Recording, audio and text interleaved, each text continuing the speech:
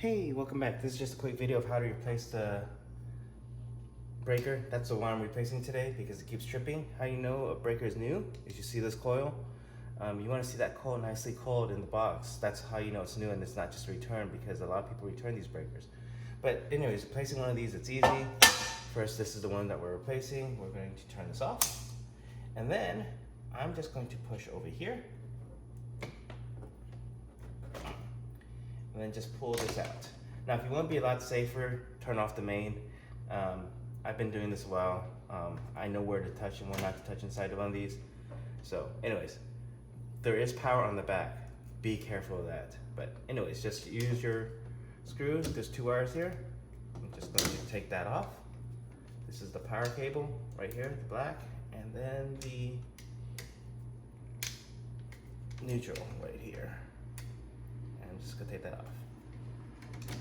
That's the breaker off. That's how easy that is. To put the new one in right here, I'm first going to just unwind the neutral. You want to make sure that's either off, okay? And then I always plug in the white neutral wire first. Oh, I need to loosen these up first so I can get the wire in. And this one. And again, you're seeing me use insulated tools. I also use insulated tools just for safety reasons. So plug the white, just put it in.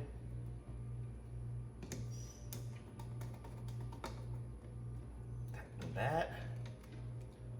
Get the power cable, stick that in the hole, and tighten that.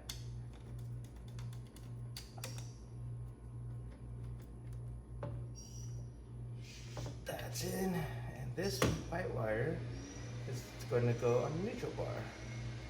Now, if you have a PON or plug on neutral, they won't have the wire, but I usually like to see the wire because I want to see that's new. Stick this up in there. Be careful what you touch. Don't touch any of the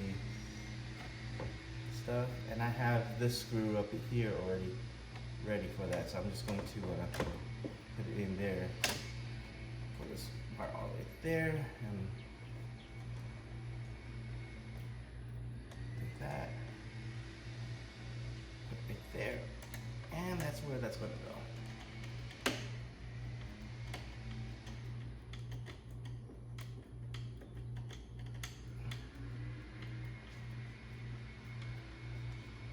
The reason why you want to be really careful with this not off is there's power there, and also there's power here on this bar, and there's power down there.